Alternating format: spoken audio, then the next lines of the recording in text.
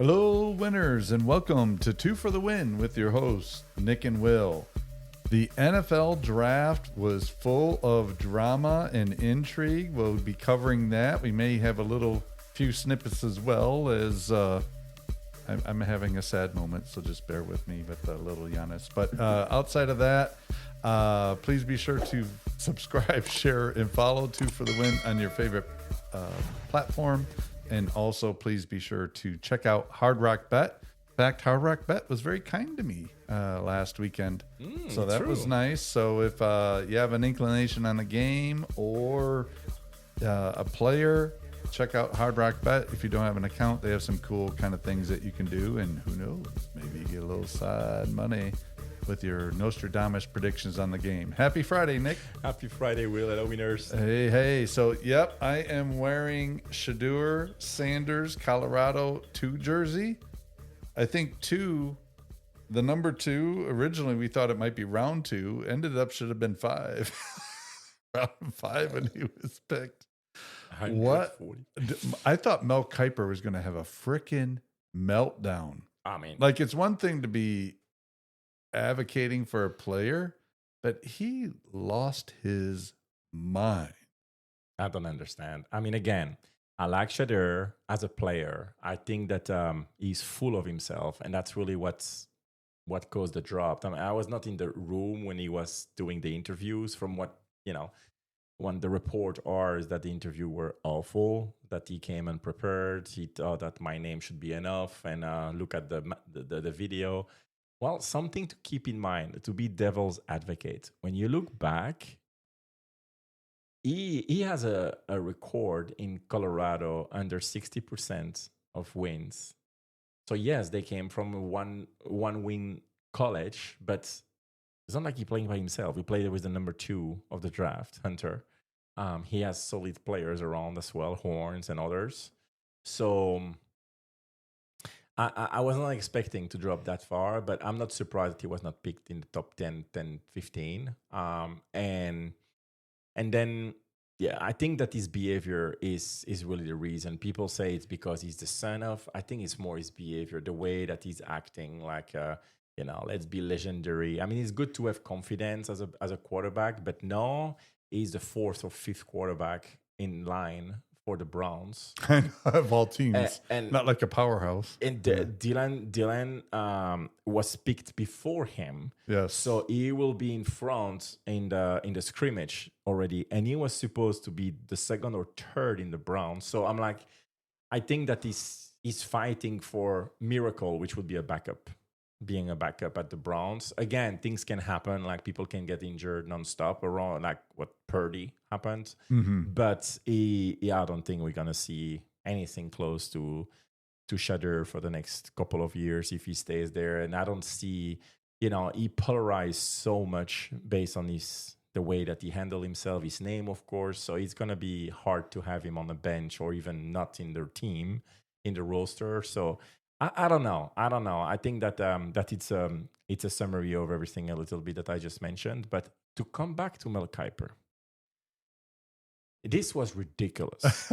And again, we know he's very emotional guy. Yeah. And but let me remind you that in the Mahomes draft, he didn't believe in Pat Mahomes. Mm-hmm. He was thinking he's the 5th or 6th best quarterback in the class.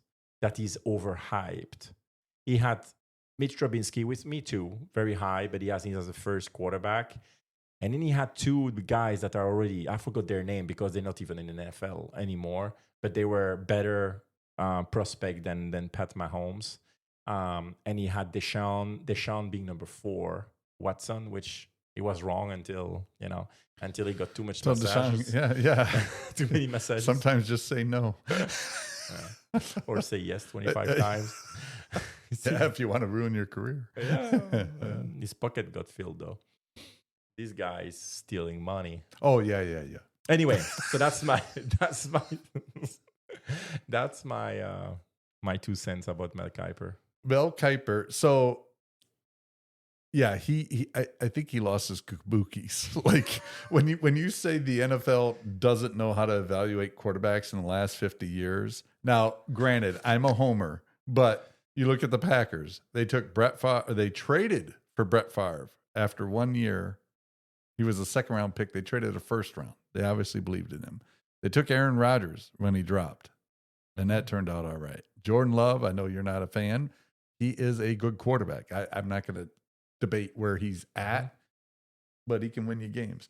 You look at some of these other guys. Peyton Manning was a top-rated quarterback. He ended up being a Hall of Famer. John Elway was considered a can't-miss Hall of Famer. So it's one thing if you're upset, and I would say before I saw the Cam Ward Shedeur videos, I was starting to wonder if it was a little Dion backlash and if it was a little Kaepernick type situation where they were just they because of whatever he said or did in that thing, they were like, we're going to make an example out of this person. Not for the same reason as Kaepernick. No. Obviously, that was totally different. But I started to wonder a little bit because, you see the completion percentage. He has a good arm. He did, to your point, bring Colorado from a one-win franchise to better. And I just started to wonder. And then I saw those videos with Cam Ward, and I'm like, that explained everything. And I was listening to Stephen A little bit, and he was getting in my head a little bit. But once you see those videos with Cam Ward, it's, it's no wonder that he fell. But at the time, the first day or two of the draft, before those videos really came out, I was shocked. But for Kuiper to lose his marbles, I mean, I don't know if Dion gave him some money on the side and is like, hype up my son to kind of put some pressure on that. But to be that vocal, yeah, I mean, unless he's in, I thought he was going to cry. Sanders will or something like it's just shocking that he responded that way. So I thought that was ridiculous. I think Shedeur, and it sounds like he didn't learn his lesson. Like he did the Louis Vuitton bags filled with money as his little. I'm thinking this jersey may not be worth a ton by the time it's all said and done, but it looks good, so I like it. I like the jersey. Yeah, I just but I think I'm not expecting a lot from Shedeur. So Jacksonville had the big trade, being that we're in Florida. It was great to see Hunter go to Jacksonville. Definitely him and Brian Thomas Jr. paired together. Lawrence has no excuses now. No. He's got two studs to throw to. You're running back as well. They picked a high running back. Yeah, that's right. That's right. I like New England getting that running back from North Carolina. Rebel. The line. You can already see it. I've already been on record as New England's a playoff team in my mind. They only strengthen that case. I'm a huge fan of Vrabel. I wish he was elsewhere than New England, but he's going to do really good. Any other first round picks or anything from the draft that stood out? I have a few things, and it has to do with your apparel, but I'll save it until. I think that I'm a Cowboys fan, so I need to talk about them. But I really like their draft, even though it was very unpopular and not a lot of flashy move. But I think that was very well thought. I mean, all the players, I thought that they could bring something up. Mm-hmm. Now, you know how I feel about your Green Bay Packers, but I was really. I think they got two excellent wide receiver. Again, of course, Texas. Golden. They had to take Golden, and he's phenomenal. So I think he's gonna be such an upgrade from what you guys have. So that's gonna be really good. And then the second one, isn't Williams his name? I think it is. From TCU. Yeah. He's phenomenal. So I went to see TCU, watched TCU last year over there in Texas against UCF, and I saw this guy, and I remember texting you. TCU as that wide receiver. This is a great player. Like the road he's running, the hands he has.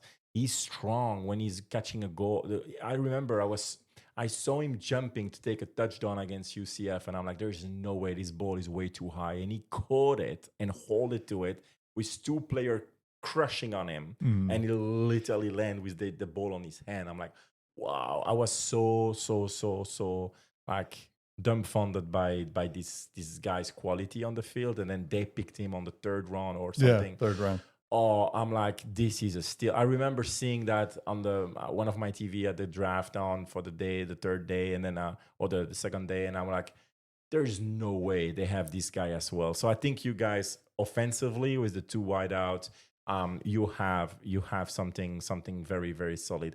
The Giants did very well for me as well, which I'm not a fan of that, but they let's be serious. And then the Eagles, man. They got probably the best defensive player that they could possibly get at 29 or 30 or 32, whatever. Yeah. I'm like, how can they get this Alabama kid that low? Again, they get it again. They did it again last year with Carter, number 10 from Georgia. I mean, and now this kid.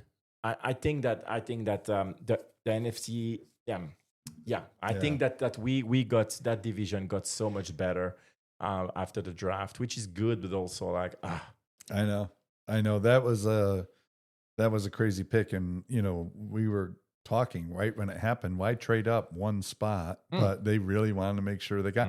Apparently, they had a deal, or they were trying to get a deal with the Packers to move up to that to take that same player, and Green Bay didn't want Golden to pass him. He was that high on their board. They're like, nah, we're not going to take this deal.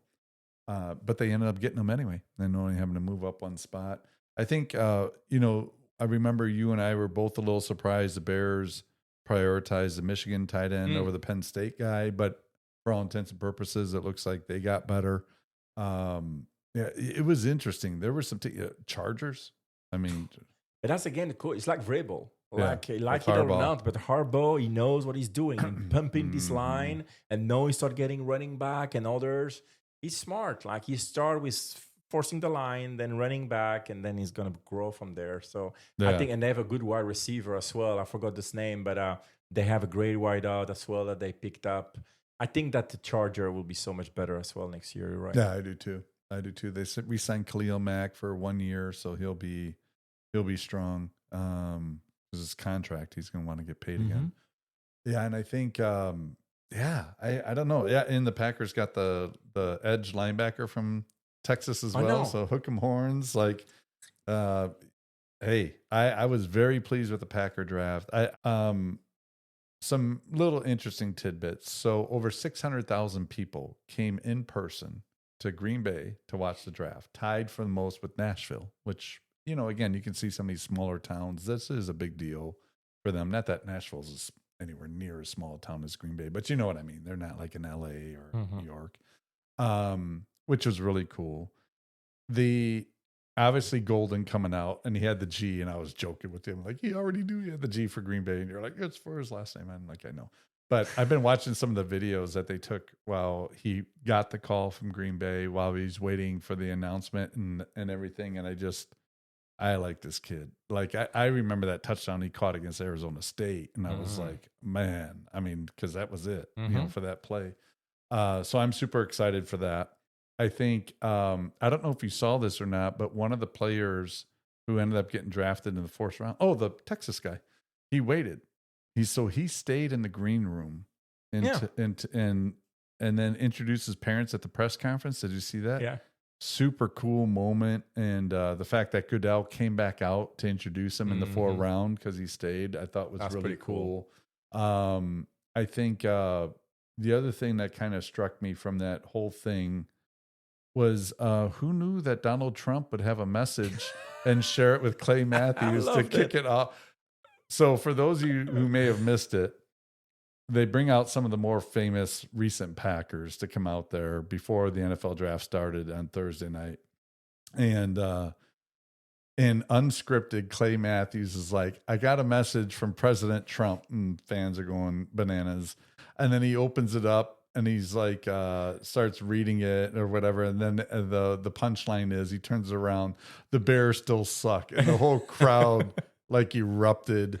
I mean, it was just fantastic. Fun. The Bears fans had to be like, of all places, we still stick it to them a little bit, but that was cool. Yeah, that was cool. I have to say, like, we had a good laugh when that happened.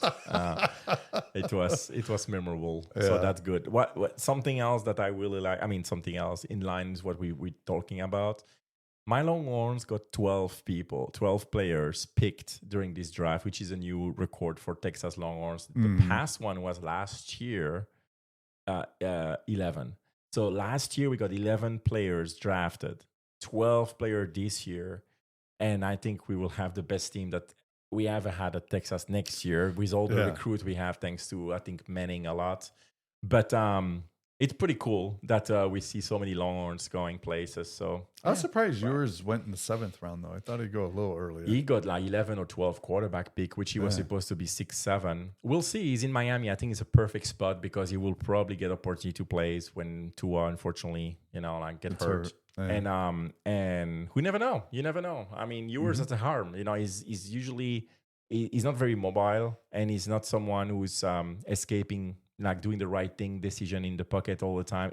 With his arm, yes, but otherwise he tends to just collapse and just not be fast enough. So in the NFL, how is that going to translate? I don't know. But if he can switch that, he has the arm. So, you mentioned the game against ASU, Arizona State, when he did this 15 yards pass to Golden for a touchdown on the 4th down, 4th and 15. Yeah. And he got that down. I mean, he's very poised. He's extremely poised, something too poised, too confident, not confident, but self-secure that he can make things happen. And I think that's going to, translate very well to the NFL. He is also older, like he has. So we'll see. A lot of times with these guys that come out of college and in the draft, it really makes a difference what team they go to and what system. 100%.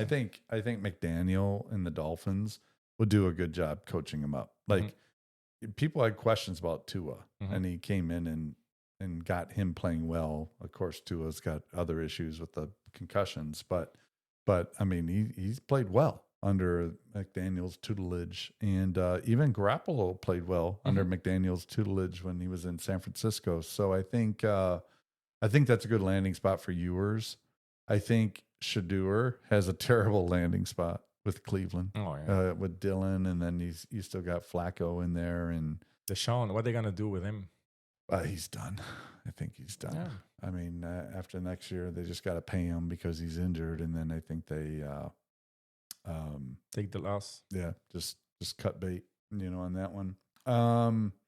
Any team that you think really missed on the draft or didn't help themselves much as they could have? I was expecting Kansas City to be more active because, of course, when you come from a loss, and that was flagrant that they were like, they squeezed in all year. And the year before when they won, they also squeezed in until the playoff. And the year after, they did the same thing, but that didn't pay off. And then I think the big crash in the Super Bowl, I thought they were going to reinforce a little bit more their team through the draft, but they're probably going to wait and try to do something in free agency when they have more, like cuts and stuff. I think that's what's going to happen. But I was expecting something from the Chiefs personally, which didn't happen.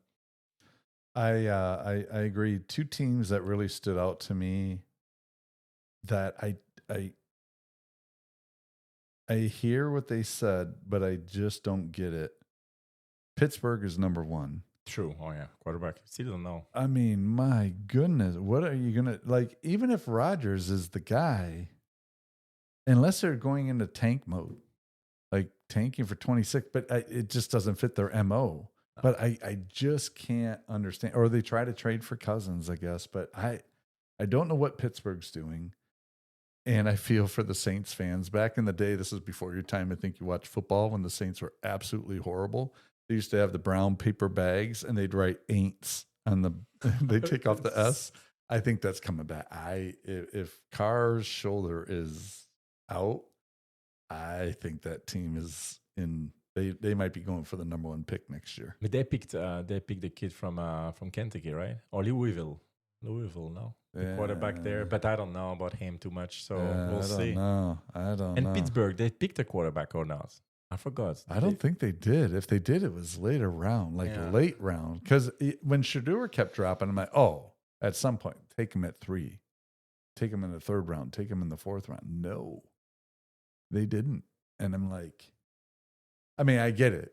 If he really rubbed people the wrong way, like it seemed like he did, I get it. But Pittsburgh is one of those organizations. They have such a strong culture. I mean, even if you bring Shedeur in there with the veterans like Hayward and some of those guys, I don't know. Like, I would have took a chance to bring him in, trust the culture, trust the coach, Tomlin, because he's got skills.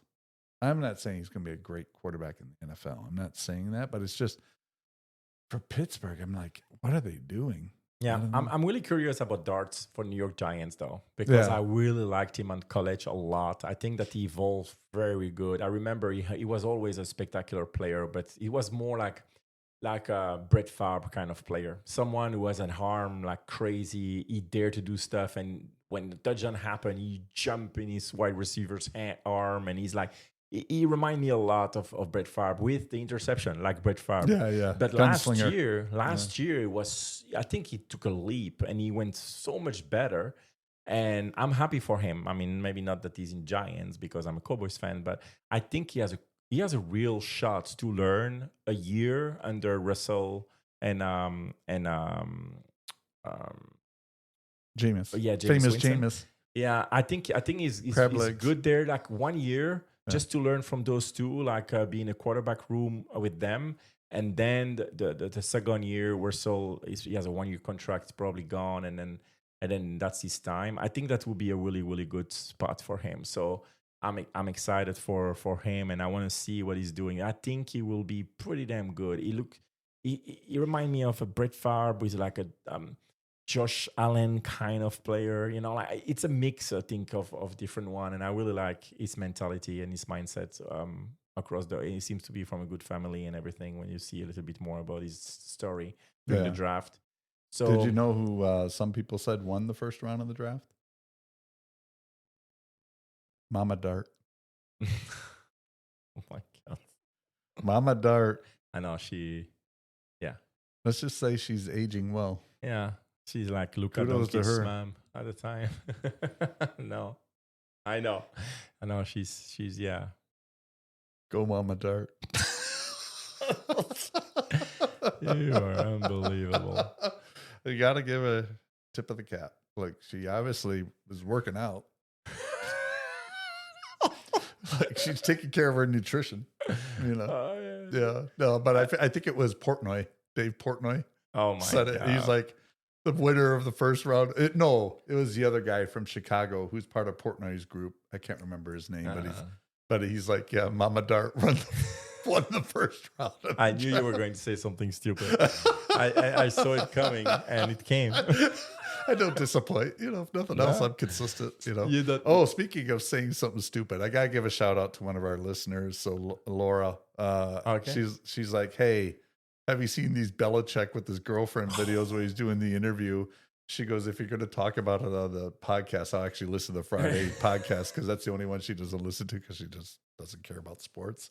So, Laura, this is for you. Go ahead. You want me to go? Yeah, go ahead. So, for those who don't know, Bill Belichick did an interview on Sunday morning, and his girlfriend, who is, I think, less than half his age. She's 24, 25, and he's got to be in his mid-60s, almost 70s, right? So maybe a third of the age, close to it. And she's off to the side, and the reporter's asking interview questions, and Belichick's like looking over at her. She's making some comments. One of the questions was, how did you meet? She goes, we're not going to answer that. And they kind of shut it down. And Belichick's in his navy hoodie or navy sweatshirt, and it's got a rip on it. You can see like the skin from his chest. I'm like, the man has no scruple. Like, just put on a clean t-shirt. Like, brother, come on, I don't know if that's his lucky navy shirt where he can do an interview. Anyway, I will say, and I said this to her in a ping because she pinged me about it. I said, when you have that much of a age gap, you're probably going to defer a little bit. So Belichick, who could tell Tom Brady to go kiss his knuckles and go to Tampa because no one's bigger than the team. But when you're dating, when you're dating up as high as he's dating up, like she's 25. I know. So he's probably like, you know what? I'm having a good time. I'm going to defer. Yeah. You want to post social media stuff? I don't care. I'm not on it, but I'll do the pictures for you. I'll look like a fisherman and she'll be in a mermaid outfit and take the picture. And he saw the one where he's on the beach and she's on the feet. But you know what? It's all about trade-offs. So like you got to weigh the way, if you're going to do the scales of justice, so to speak, right? And you weigh it out and you say, okay, I'm nearing 70 and I have a 24, 25-year-old and these sort of things are going to drive me crazy in a bad way. These sort of things are going to drive me crazy in a good way. Obviously, one's outweighing the other for right now for old Billy Boy. And we know which side. We'll see how long it lasts. You know, but true love. Yeah, they both enjoy it. I mean, for different reasons probably, but yeah. But love is blind. Yeah, love does not very know. Blind. Yeah, no, very blind. Unless Cha-ching. So anyway, Laura, I don't know if that's exactly what you're looking for, but thank you for the recommendation, and there you go. Yeah, well, that being said, we are approaching the end of this memorable episode. I don't know. For the win. Good memorable or bad memorable? Oh my God! A quick word for your Bucks. I know you wanted to bring your Bucks in, so let's have a quick chat about this. Well, I just think I will be forever grateful I at least got to see them win one championship in my lifetime, because the championship they had won before was before I was born. So I had no recollection or seeing that, obviously. The experience of seeing them win it Game 6 in Milwaukee with my oldest son, I'll always remember that. Mm-hmm. What they have, 150,000 fans packed in that little area outside. I mean, that was just amazing. So very grateful. I do think this is it.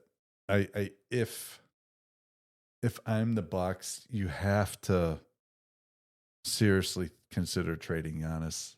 He's 30. You could get a huge haul. He's not going to want to go through a rebuild. Lillard's out. They have no cap flexibility. They don't have really any tradable assets. They don't have any first-round picks until 2031 to trade. But they have a fantastic coach, though. Sorry, I put the knife in again. I know. But I will say, it pains me to say this because it's kind of different. But in some ways, I feel like Giannis and Aaron Rodgers, you felt like there should have been more championships. You know what I mean? Like, for as great as the Packers were, and I'm happy most of the year until it gets to the playoffs. But we did get a Super Bowl win, and I'm very grateful. And it's tough. It's tough to win the Super Bowl. I mean, let's face it. If it was easy, more franchise would be winning it, but it's not. But for the way that Rodgers played for as long as he played, for them to only have one Super Bowl win is kind of a loss. I agree. Giannis, always right there as an MVP. Mm-hmm. For him to play the way he plays, especially the last 7 years, and for them to have one NBA, it's not even one NBA championship. It's only one finals appearance, and they only made the Eastern Conference Finals one other time that lost. So the rest of the time they're losing the first and second round. You see Indiana go to the Eastern Conference Championship last year. Minnesota, like, it just seems like they missed. They didn't make as much. So anyway, I will sad. conclude. Yeah, it's sad. I will conclude with one thing. I hope one time in my life I will find a woman who will look at me the way we'll look at bubblehead Giannis during the speech. If you're not watching us on YouTube, you should. The little Giannis was on the table, and during the whole spiel of Will, he was literally looking at that bubblehead like with very sad eyes, and said, "One time, I hope that I will get a woman who look at me like this." I know. I think it's gonna Giannis, happen. thank you for the memory. I hope you stay, but I'm being a realist, and I don't know what they're gonna do. Yeah, that'll be a topic for another episode. Yeah. It was fun. Yeah, thanks for ending on a sour note when I was all jazzed about the Packers draft. And Belichick. Go Packers. You can't make this stuff up. So anyway, winners, that'll wrap us up for this Fanatic Friday. Thank you for listening. Please be sure to follow us on your favorite platform. Subscribe, share, and follow. 2 for the win. And also big shout out to Hard Rock Bet for sponsoring today's episode. We will see you next Fanatic Friday. In the meantime, take care and enjoy the playoffs. Bye, everybody. Bye.